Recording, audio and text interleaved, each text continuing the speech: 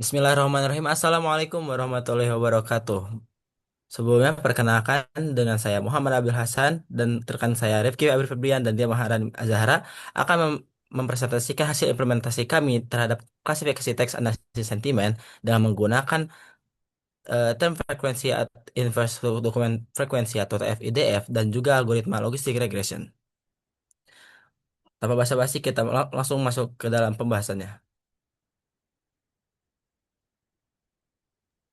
Untuk pembahasan pertama akan dibawakan oleh rekan saya. Baik, terima kasih atas waktunya. Di sini saya akan menjelaskan dataset yang kami gunakan, yaitu Indonesian Sentiment Twitter Dataset. Dataset ini berisi dokumen teks berupa tweet berbahasa Indonesia yang telah dilengkapi dengan label angka polaritas sentimen, yaitu min satu untuk negatif, nol untuk netral, dan satu untuk positif. Dan di kanan bawah itu ada contoh 5 baris pertama dari datanya. Boleh next.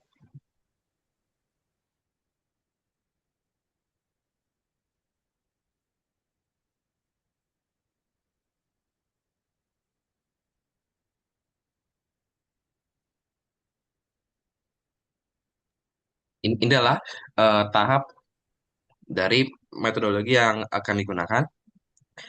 Eh, yang pertama adalah EDA dataset, yang kedua pre-processing, yang ketiga vektorisasi atau embedding, yang keempat algoritma dan modeling, dan terakhir adalah bagian evaluasi.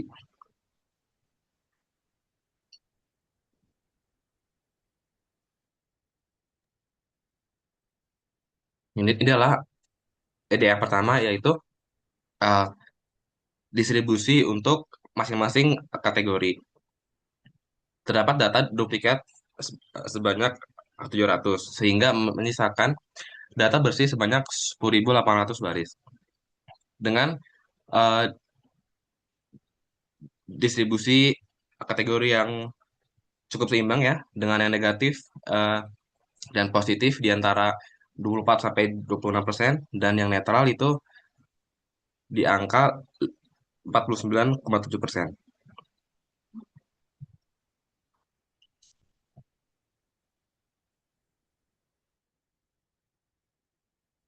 Ini adalah distribusi untuk panjang kata per tweet. Bisa dilihat ini angkanya cukup rata ya, kecuali untuk eh, range 17 sampai 20 itu yang tertinggi dengan angka hampir 800 kali. Boleh next.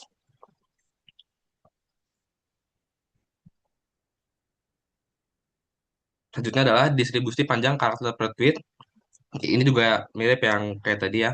Jadi untuk dari 1 sampai sekitar 100 itu masih rata dan memuncak itu eh, pada jumlah karakter 100 sampai sekitar 120. Boleh next.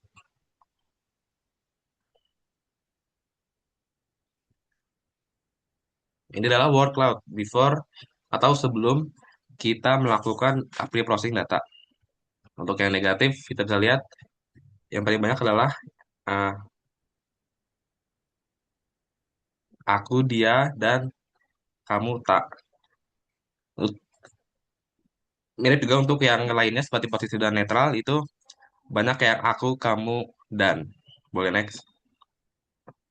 Hmm.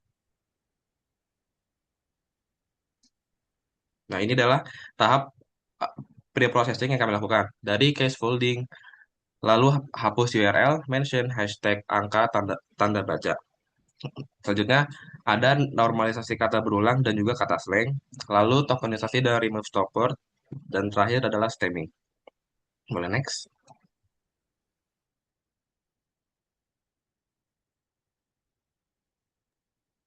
Nah, ini adalah uh, kode yang kami gunakan dalam pre-processingnya ya. Seperti itu di awal ada case folding, lalu ada yang nomor 2 itu hapus URL, seperti HTTPS dan www.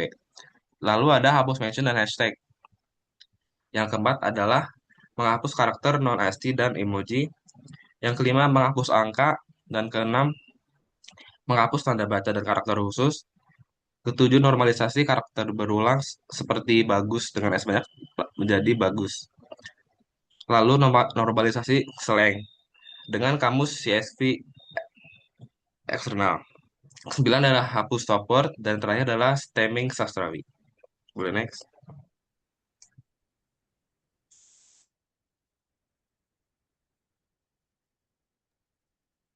Nah, ini adalah preprocessing untuk menormalisasi kata slang dengan menggunakan data kamus eksternal CSV dan fallback manual. Jadi contohnya ada seperti untuk kata yang, jika ada penggunaan kata slang atau kata gaul dengan YG saja akan berubah menjadi yang. Dan seperti gua akan menjadi aku. Boleh next.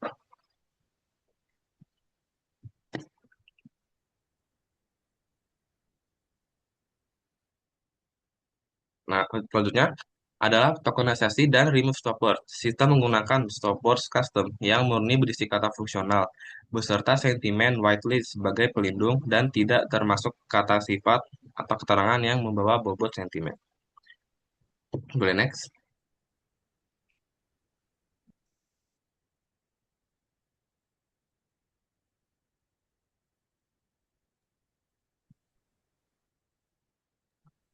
Selanjutnya akan dijelaskan oleh Dian. Baik, terima kasih. Jadi setelah data melalui seluruh tahapan preprocessing, kami melakukan visualisasi menggunakan word cloud untuk melihat kata kunci apa saja yang paling dominan pada ketiga kelas ini. Yang di sebelah kiri itu ada kelas negatif, lalu samping kanannya ada positif, dan yang bawah itu ada kelas netral. Selanjutnya,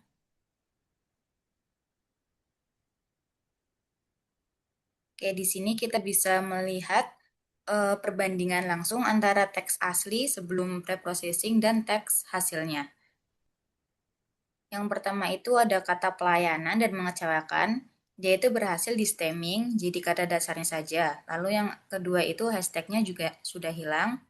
Dan yang ketiga itu hasilnya tidak ada tanda tagar dan kata berimbuhan dikembalikan ke kata dasarnya.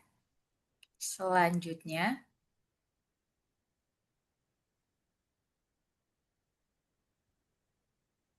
oke. Jadi setelah seluruh data teks bersih dan melewati preprocessing, tahap selanjutnya adalah train test split atau pembagian dataset. Jadi kita memecah data dengan proporsi 80% untuk data latih dan 20%-nya itu untuk data uji. Selanjutnya, nah setelah dataset dibagi, tahap berikutnya itu adalah mengubah data teks menjadi bentuk angka atau vektorisasi melalui metode TF-IDF vectorizer. Ada 3 parameter utama yang kami gunakan untuk mengoptimalkan representasi kata. Yang pertama ada unigram, fitur satu kata, yang kedua ada bigram untuk fitur dua kata berurutan, dan yang ketiga ada kombinasi yang menghasilkan keduanya sekaligus. Selanjutnya,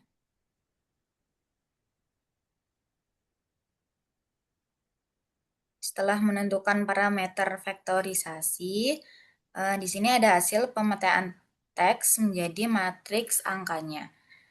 Yang pertama ada dari total fitur yaitu sebesar 9.844 yang dibagi menjadi unigram yaitu ada sekitar 5.217 dan bigramnya itu ada sekitar 4.627. Lalu yang kedua ada dari aspek ukuran data yaitu data latih atau X-train menghasilkan dimensi 8.027 sampel dikali 9.844 fitur. Sementara data uji atau X-text-nya menghasilkan dimensi sebesar 2.007 sampel dikali 9.844 fitur. Yang ketiga ada sparsity dengan nilai matriksnya yaitu 99,91%. Selanjutnya, Oke, grafik ini menampilkan 20 besar dengan nilai min TF IDF tertinggi pada data training. Jadi fitur-fitur ini merupakan kata atau frasa yang paling informatif secara statistik dalam membedakan dokumen. Untuk top 3 kata yang sering muncul yaitu ada kata tidak, orang, dan anak. Selanjutnya,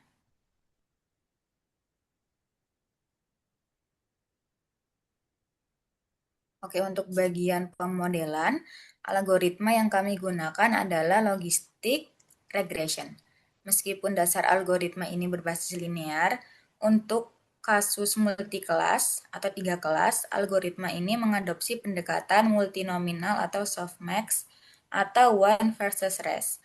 Model Baselin dari logistic regression sendiri menghasilkan akurasi sebesar 0,5894 dengan bobot F1-nya di angka 0,5916.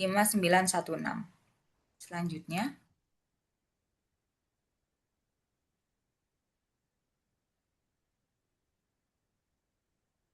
oke, setelah menetapkan algoritma dasar, langkah berikutnya adalah optimasi menggunakan grid search CV. Di sini kami mencari kombinasi hyperparameter terbaik dengan menguji dua variabel secara bersamaan, yaitu ambang batas jumlah fitur pada TF-IDF dan tingkat kekuatan parameter regularisasi pada logistic regression.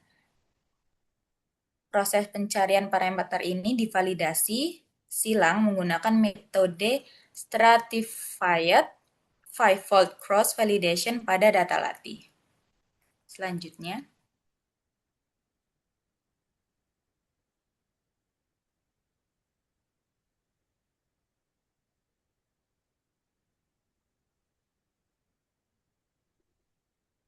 nah, di sini sebagai perbandingan, model Baselin menggunakan pendekatan TF-IDF unigram dengan pengaturan standar logistik regression. Nah, sementara itu, pada base model, kami memperluas jangkauan fitur menggunakan kombinasi TF-IDF unigram plus bigram, serta menerapkan hyperparameter yang telah dioptimasi lewat grid search. Untuk akurasi pada baseline diperoleh 0,571, sedangkan untuk base modelnya itu di angka 0,586. Nah, untuk F1-nya itu di baseline ada 0,573, sedangkan di base modelnya ada 0,587. Selanjutnya akan dijelaskan oleh rekan saya. Baik, terima kasih sebelumnya.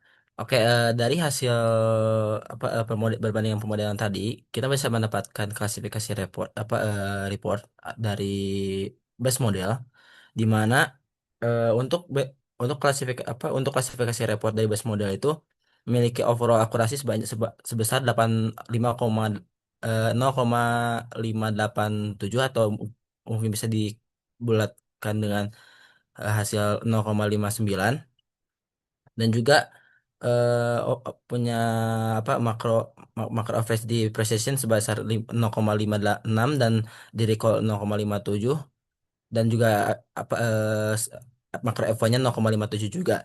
Nah, ini kita bisa melihat kalau bahwa untuk presisi dan recall di mana dengan melihat presisi recall, model ini bisa udah cukup menjadi standar untuk mengklasifikasikan eh, analisis sentimen terhadap teks gitu. Nah, ini merupakan konflik semiotik dari masing-masing kelas. Kita bisa lihat ya ini merupakan apa eh, eh, merupakan pola untuk masing-masing kelas, di mana kita bisa lihat kita akan fokus lebih ke yang kiri, di mana itu ada jumlah dari kelas yang benar dan juga kelas yang salah. Dan kita bisa lihat bahwa untuk untuk kelas netral itu mendapatkan kecenderungan lebih benar daripada kelas negatif ataupun positif. Karena mungkin tadi ketika kita melihat di edaannya itu sendiri, kita bisa melihat kalau misal bahwa kata yang mendominasi itu kata tidak, sehingga netral sehingga lebih cenderung banyak ke netral, dan juga banyak yang ke negatif juga gitu. Kita bisa lihat di antara semua false negatif atau true false-nya tuh itu banyak yang di tengah dibandingkan yang di kirinya, kayak yang harusnya netral itu malah positif, yang harusnya positif malah netral gitu. Dan di samping kanan ini merupakan proporsi dari conversion matrix, ya. Kalau yang di kanan itu jumlahnya. Nah ini seperti yang saya sebut tadi. Jadi kita bisa lihat di sini distribusi tipe kesalahan error atau prediksi kesalahan atau error prediksi dari model, di mana dominannya tuh. Nah, ini netral ke negatif, dan lalu disusul oleh netral positif, positif netral, negatif netral, positif negatif, negatif positif. Jadi di empat pertama itu lebih ke yang pertama itu netral ke negatif, karena tadi ya kita kita bisa lihat di setelah processing itu workloadnya itu banyak kata dari tidak, semata tidak itu lebih cenderung harusnya ke negatif gitu. Dan juga kita lihat di tiga selanjutnya itu ada netral dan netral ke positif, atau positif ke netral, atau negatif ke netral. Jadi banyak yang eh, seharusnya itu seharusnya itu positif atau negatif, tapi malah bawa ke kelas netral gitu. Nah, ini merupakan error dari apakah benar atau salahnya gitu, prediksi benar dan salah. Kita bisa lihat bahwa confidence score di eh, confidence di sini tuh kita bisa lihat bahwa prediksi benar cenderung memiliki confidence lebih tinggi, sedangkan prediksi salah tersebar lebih merata. Menurut model tuh mm, lebih ragu untuk memprediksi karena ambiguitas sentimen yang tadi ya, kita bisa lihat di workload juga. Nah, mungkin untuk sedikit demo, kita akan melakukan demonstrasi langsung ke modelnya.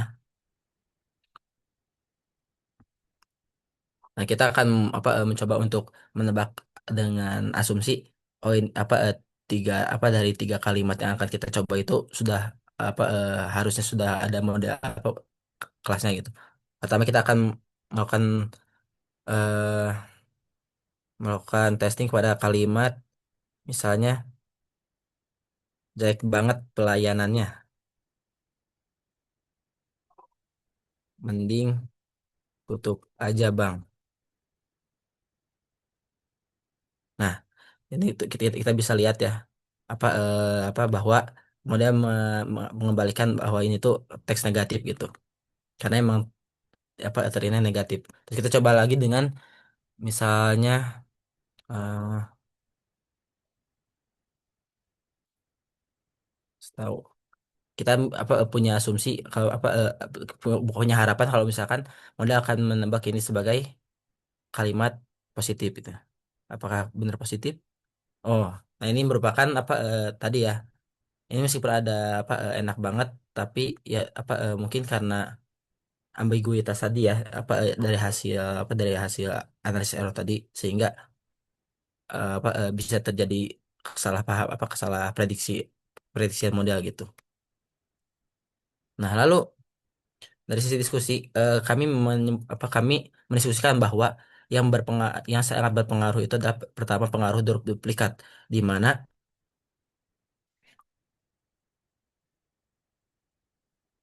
eh di mana eh, peng, apa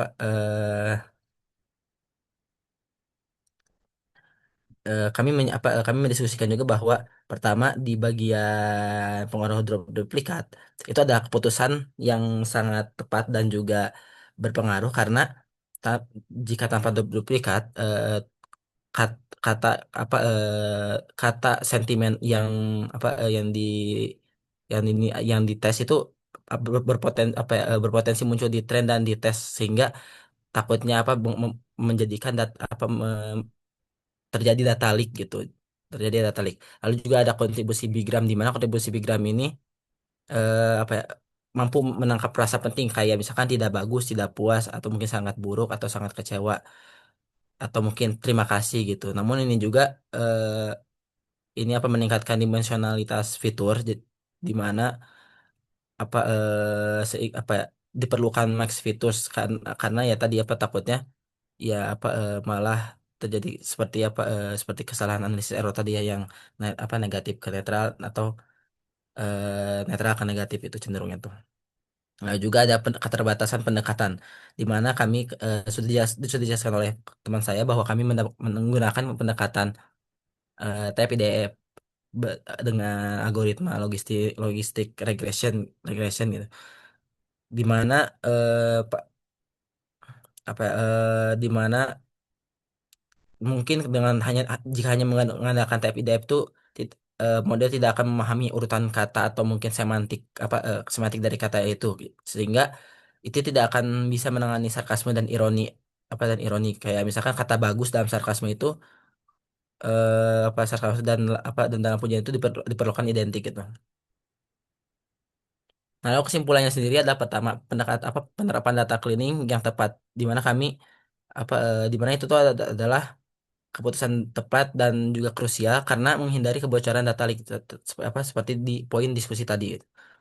Lalu juga ada kesimpulan lainnya adalah kontribusi penilaian parameter di mana kami menggunakan tadi seperti yang telah teman saya jelaskan bahwa kami mengoptimalisasi menggunakan grid search yang divalidasi silang atau crossfold dengan setelah foldnya itu sebesar 5 kali sehingga berhasil eh, meningkatkan akurasi model sehingga menjadi skor akhirnya itu 58% itu. Nah, itu juga menjadi capaian kesimpulan lain yaitu capaian akurasi di mana akurasi tadi itu dinilai wajar dan konsisten dengan tolak ukur pemodelan tradisional berbasis bag of word yaitu TF-IDF untuk klasifikasi sentimen 3 kelas. Nah, lalu kesimpulan lain yang lainnya itu sendiri adalah di mana pendekatan lainnya di mana mungkin karena keterbatasan tadi yang saya yang kami bahas juga di mana mungkin untuk pendekatan lain selain TPDF dan logistik regression ini bisa meningkatkan atau mungkin bisa mendapatkan hasil yang lebih bagus seperti mungkin menggunakan LLM atau mungkin eh, apa model berbasis embedding kontekstual seperti Indobar dan lainnya dan lain sebagainya gitu.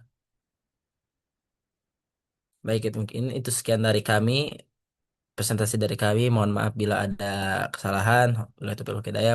Saya tutup. Wassalamualaikum warahmatullahi wabarakatuh.